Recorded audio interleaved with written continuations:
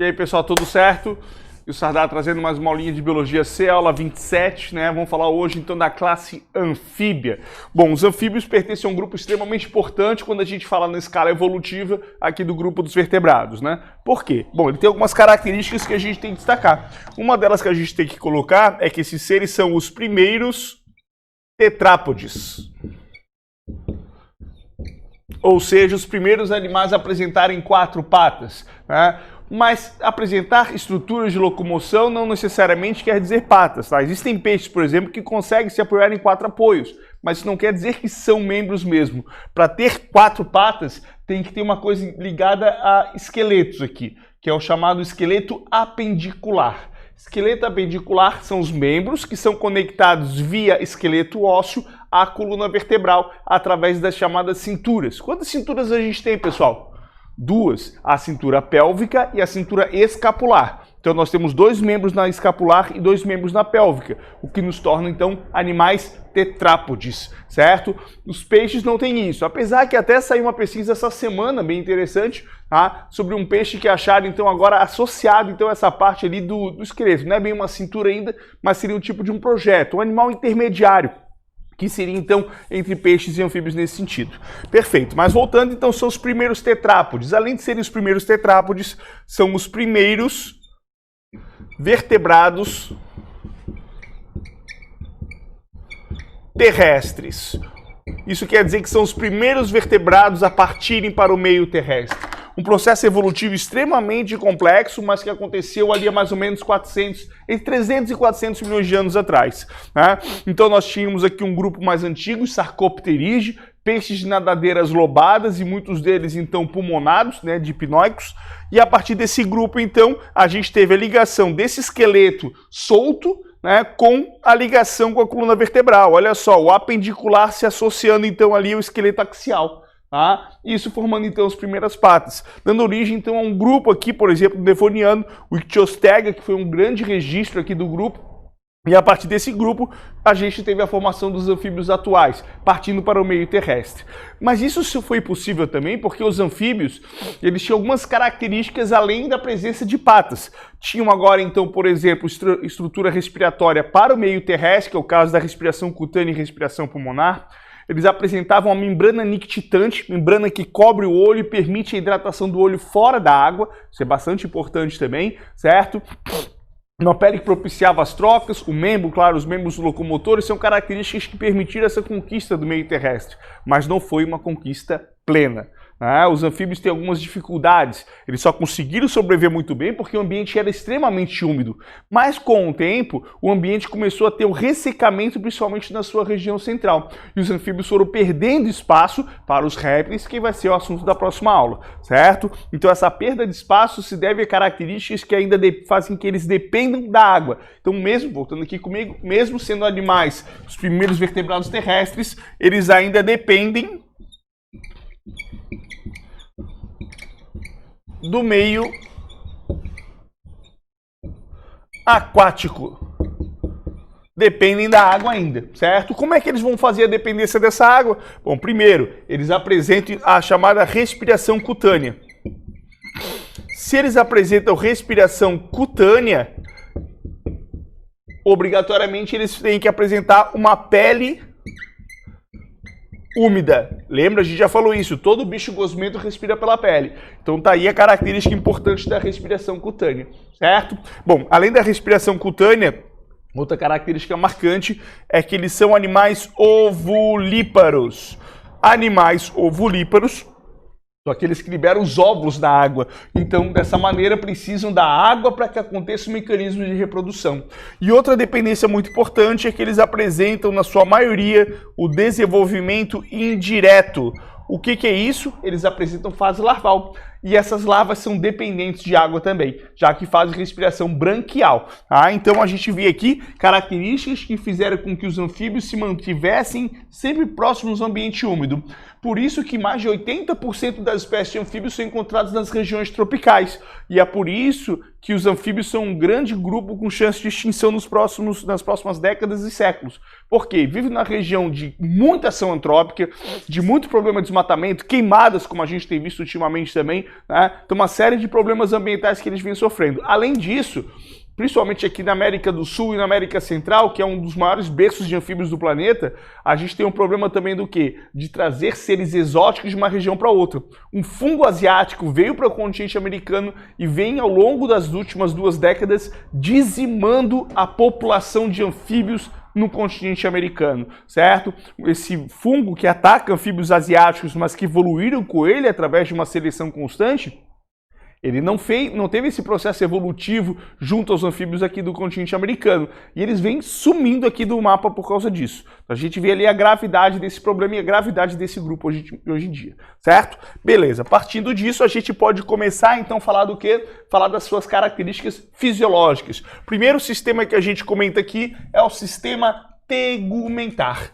Certo? O sistema tegumentar, a pele desses animais, como a gente consegue ver aqui, é uma pele umedecida, certo? Bastante permeável e geralmente unistratificada, ou seja, apresenta o epitélio simples. Então são animais que apresentam o epitélio simples. Isso quer dizer então que eles permitem trocas através desse epitélio. Simples e, claro, também mucoso. A mucosidade é muito importante para manter hidratada constantemente a pele desses animais, certo? Além de apresentar epitélio simples e mucoso, são animais que apresentam aqui também as glândulas paratóides. Isso é encontrado nos chamados sapos. As glândulas paratóides são glândulas de veneno encontrados no sapo nessa região aqui, ó, do pescoço dele. Estão vendo esses 2 bolsões aqui? Então esses 2 bolsões são bolsas de veneno. Tá? Quando elas são apertadas, eles podem até mesmo esguichar veneno. Existe uma ideia de que o xixi de sapo cega. Né? Na verdade, o que acontece? Quando esse animal é apertado nessa região, esguicha o veneno. O pessoal acha que é urina, mas na verdade é o veneno sendo esguichado. Muito comum isso aí quando o cachorro morde um sapo e acaba ingerindo ali o veneno, algumas vezes podendo até levar ao óbito, porque alguns venenos são extremamente tóxicos. A gente está falando aqui, dentro dos vertebrados, da grande maioria dos animais, com um dos venenos mais mortais para a espécie humana, por exemplo, que é do sapo, a rã, na verdade, rã ponta de flecha, né? O pessoal chama de sapo, mas na verdade é uma rãzinha, uma pererecazinha, na verdade, tá? Que apresenta uma neurotoxina extremamente intensa, onde uma pererecazinha desse tamanho consegue matar até 1.200 pessoas com a quantidade de veneno que ela tem. Então a gente vê a potência do veneno disso. Tomem cuidado com outra coisa. Isso aqui são animais venenosos e não animais peçonhentos. Isso quer dizer que eles não inoculam o veneno. Eles têm o veneno na pele para se proteger, mas eles não têm estrutura para inoculação de veneno. Então por isso são venenosos e não peçonhentos. Certo? Volta comigo aqui, além do sistema tegumentar. Próximo sistema que a gente tem aqui é o sistema digestório. O sistema digestório desses animais é o sistema digestório completo, com a presença do que a gente chama de boca e de cloaca. Certo? São todos animais, sem exceção, carnívoros na sua fase adulta. A fase larval, eventualmente, pode ser filtradora ou pode ser herbívora, mas os adultos são todos carnívoros, sem exceção. São animais que não apresentam dentes. Apresentam bocas serrilhadas, mas dentes eles não apresentam. Tá? E outra característica muito importante é sua língua, onde eles apresentam uma língua protátil. Uma língua que é evertida para pegar o alimento. É uma língua mucosa com capacidade de aderência, como a gente consegue ver aqui nessa imagenzinha ele tentando pegar o animal. Para ficar mais claro isso, vou mostrar um videozinho para vocês, que a gente consegue ver essa língua funcional aqui de maneira bastante interessante. Ó, esse aqui é um sapo-boi africano, o pessoal costuma criar como animal de estimação. Um ratinho foi colocado para virar amiguinho dele, mas na verdade o sapo não quer muito amizade. O sapo está um pouco com fome, então ele, come o bichinho ali. Eu sei que foi meio acelerada a cena, não deu para ver nada, mas a gente vai ver ela mais lenta, né? E vocês vão ver como ele é rapidinho ali na sua língua e como ela tem essa capacidade pegajosa também de forma bem interessante. O ratinho vai mexer o rabinho ainda, vamos lá, o ratinho mexe, ele dá umas engolidas, show de bola. Agora olha só a cena lenta, ó. Jogou a língua, grudou, puxou. Scorpion, come here, né? Do Mortal Kombat. Então, a gente vê ali a facilidade que esse animal tem de puxar o alimento com a língua pegajosa. Não é uma língua gigante como, por exemplo, do famoso camaleão, né? Mas funciona bem, certo? Perfeito. Continuando, além disso, a gente tem o sistema respiratório. O sistema respiratório desse grupo é uma respiração bastante variada, onde temos primeiro a respiração pulmonar. A respiração pulmonar é uma respiração sem o diafragma. Tá? Esse pulmão desses animais, ele não é lá um grande pulmão, tá? Por quê? Porque além de não ter o diafragma, ele apresenta pouca ramificação interna. Então não é, por exemplo, um pulmão tão avantajado assim. Por isso que a respiração ainda mais eficiente desses animais é a respiração cutânea, que ela ganha então áreas de principal aqui dentro desse grupo. Respiração cutânea, não esqueçam, olha só, ela acontece por uma troca com o meio através da pele, que é unistratificada, e troca com o sistema circulatório. Não esqueçam que para eu considerar como uma respiração cutânea, tem que ter troca com o sangue, tá? Pele e sangue, tá certo? Se não tiver sistema circulatório, aí já na respiração cutânea é simplesmente uma difusão simples, perfeito? Então a gente vê aqui o pulmão extremamente frágil comparado com o nosso, muito pouco ramificado, né? E além disso, a gente encontra também aqui a respiração do tipo branquial. A respiração branquial, quando a gente fala dos anfíbios no geral, ela é colocada como uma respiração nas larvas, apesar de que existem adultos com respiração branquial. Tem algumas raras espécies de rãs e também tem os chamados tritões, que são as salamandras totalmente aquáticas. Tá? Mas, no geral, ali a gente considera então branquial na fase larval. Perfeito. Dali a gente vai para o sistema circulatório. O sistema circulatório, agora, comparado com o dos peixes, ele traz algumas novidades que são importantes da gente destacar. Tá? Que novidades seriam essas? Bom, primeiro nós temos aqui, pela primeira vez, um coração tricavitário. Ou seja, um coração com 3 cavidades. Isso quer dizer que ele apresenta 2 átrios e um ventrículo. Tá? Então ele tem 2 portas de entrada. Entra de um lado, entra de outro, de 2 circulações distintas. Então esses animais apresentam uma circulação dupla. Pela primeira vez na história vemos animais com circulação dupla. Só que é uma circulação ainda do tipo incompleta. O que significa dizer que é uma circulação incompleta? Bom, vem comigo, olha só. Aqui a gente tem dos peixes, como a gente viu na outra aula, a gente tem aqui então dos anfíbios. 2 entradas, 2 átrios, vem aqui o sangue venoso e vem aqui o sangue arterial. Só que só tem um ventrículo. Então o sangue arterial e o sangue venoso se misturam nessa região ventricular. Nessa mistura da região ventricular, por causa dessa mistura, a gente chama de circulação do tipo incompleta. E por causa da mistura, tu diminui o aporte de oxigênio nos tecidos, o que acaba causando problema para esse grupo animal, certo? Dificuldade de controlar o metabolismo. E por causa disso, automaticamente, são animais que a gente chama de ectotermos. Ou seja, animais que não conseguem controlar a temperatura corpórea, certo? Isso acaba sendo um problema para a espécie, por quê? Porque são animais terrestres e aí ainda de ambiente úmido, então eles restringem muito o seu ecossistema. Você não vai encontrar a perereca do Alasca, o sapo da Antártida, não tem como, é extremamente frio desse ecossistema. No deserto eles até existem, por quê? Porque o deserto durante a noite a temperatura é muito mais baixa e esses animais conseguem ficar cavando buracos para viver em regiões com alta umidade. Tá? Então existem essas alternativas, mas nos ambientes muito frios não tem como viver.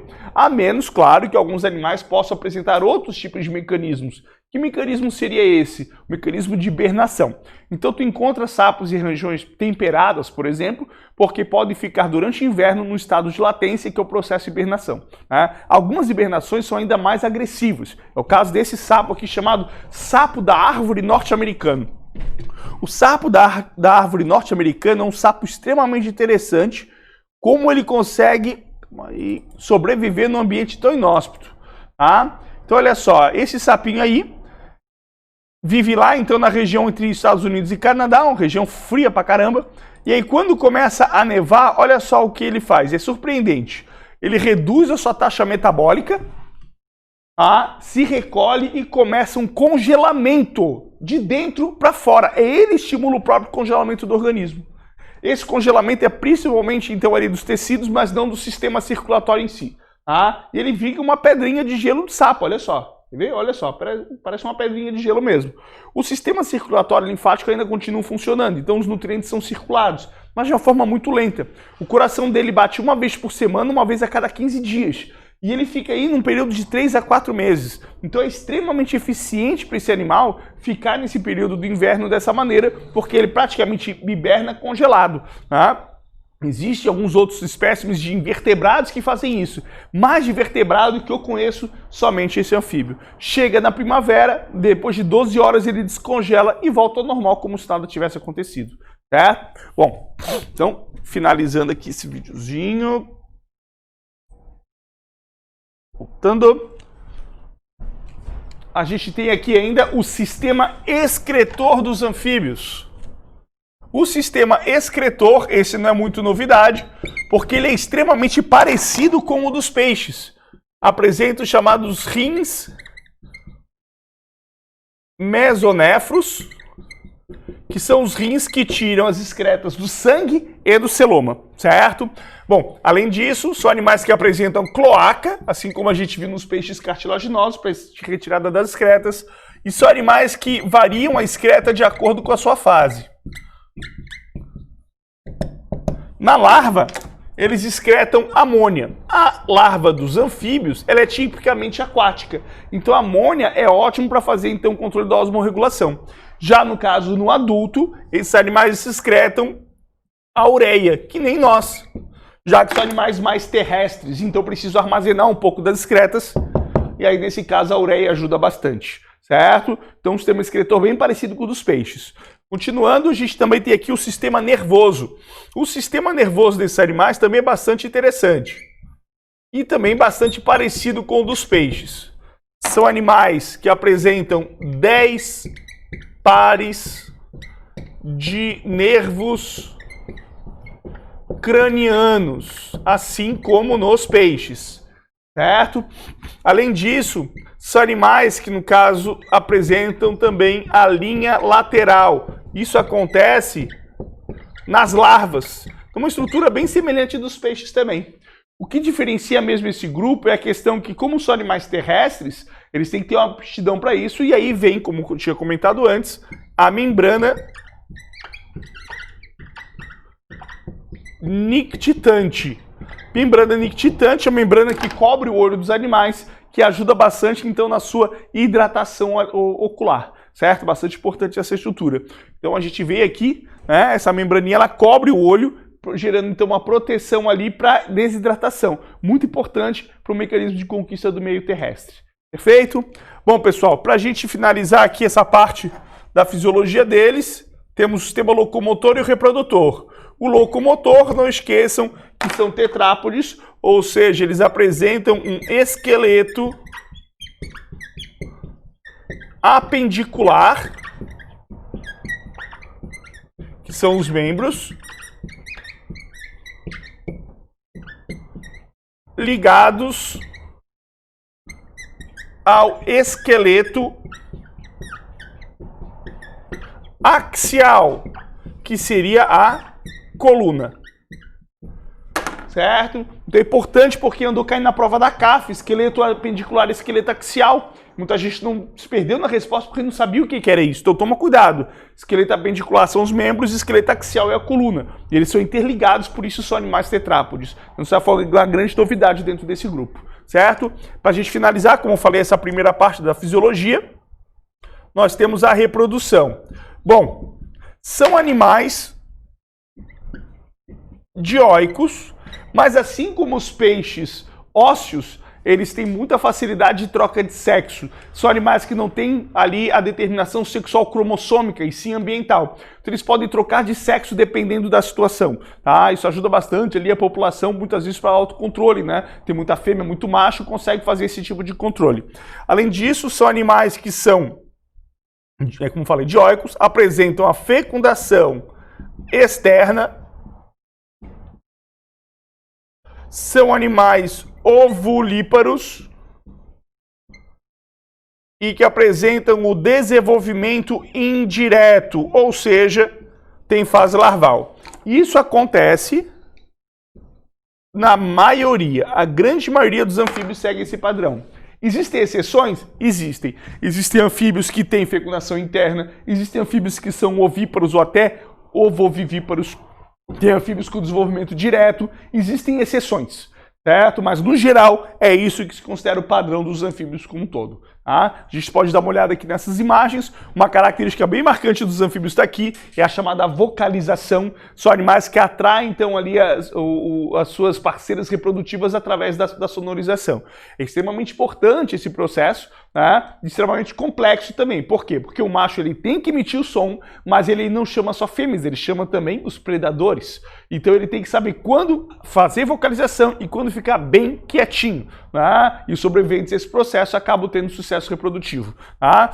O que acontece? O macho sobe na fêmea e ele faz o famoso plexo. O que é o plexo? O macho sobe e através das patas traseiras, ele primeiro novela com as dianteiras a fêmea, com as traseiras ele começa a massagear a barriga dela e ela libera então ali os seus gametas. Esses gametas, eu acho muito legal essa imagem, porque ela vem com a embriologia junto. Olha só que bacana. Vocês conseguem notar que esse ovinho ele é meio branco, meio marrom? Por que ele é meio branco, meio marrom? O marrom é o polo animal e o branquinho é o polo vegetal de um ovo heterolesto. Consegue notar direitinho um ovo com duas camadas distintas de vitelo. Olha só que bacana. Tá? Então guarda essa imagem aqui para vocês lembrarem que tipo de ovo que os anfíbios apresentam, certo?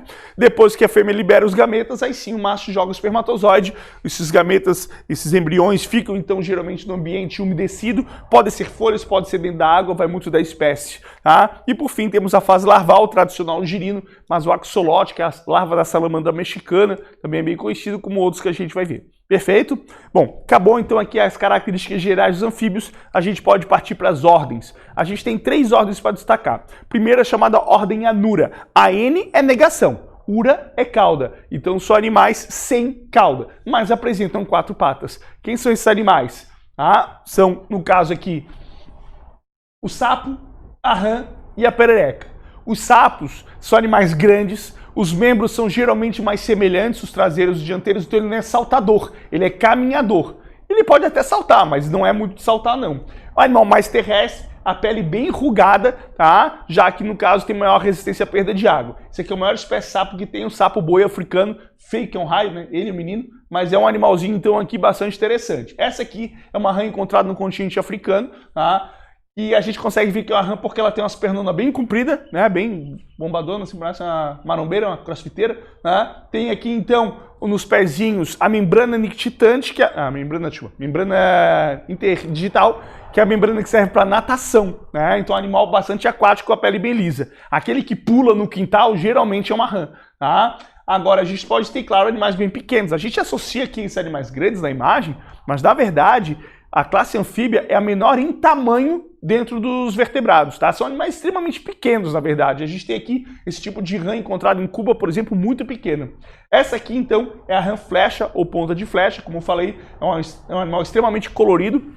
Passou no Fantástico esses dias aí também, tá? Sobre tráfico ilegal, por causa da coloração bem chamativa desse animal.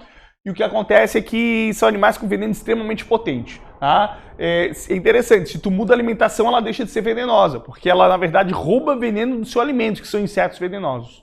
E, por fim, temos a perereca. A perereca é que tem essas ventosinhas aqui na ponta dos dedos, então ela gruda na parede. Quando aparece aquele sapo preso na parede do banheiro da casa de praia, então é uma perereca, não é um sapo. Tá? O sapo não fica grudado na parede, a perereca sim. Beleza? Continuando, temos a ordem Urodela. Uro quer dizer cauda, então agora temos animais com cauda aqui, 4 patas, 2 patas e cauda, tá? Então algumas têm só 2 patas. Temos aqui então as salamandras tradicionais, não são encontrados no hemisfério sul, somente no hemisfério norte. Tá? Animais com coloração também chamativa, porque coloração apotemática, muitos deles são venenosos. Essa aqui é a maior salamandra do planeta, salamandra japonesa, chega ali 40 kg e 1,30 m. Tá? O bicho é bem grande, é o maior anfíbio que existe no planeta. Esse aqui é a larva da salamandra mexicana, chamada de oxolote, né? Tem até um pokémonzinho assim parecido. Ela tem então essas guelras que são as suas brânquias de respiração aquática. Essa larva ela tem uma reprodução especial, né? Que é a neotenia. Ela reproduz como um adulto na sua fase larval. Tá? Ela só sai da fase larval quando o ambiente não está propício. Tá? E por fim, temos aqui o tritão, que é uma salamandra 100% aquática com brânquias na fase adulta. Tá? Então existem esses casos também. E para a gente finalizar, temos aqui a ordem Apoda ou Gymnophiona, que são as chamadas cobras cegas ou cecílias. Tem cobra cega réptil, tem cobra cega anfíbio. Nesse caso, a gente está falando do anfíbio, muitas delas têm o desenvolvimento direto, sem a fase larval. Então é importante fazer esse destaque também. Animal terrestre de ambiente geralmente bastante úmido, que é bastante comum então ali em algumas regiões agrárias, e são muito importantes para o agricultor, porque ela come lesmas e outros animais que predam então os vegetais. Perfeito? Então é isso, pessoal. Acabou-se a classe anfíbia, um abraço para todo mundo e até a próxima aula.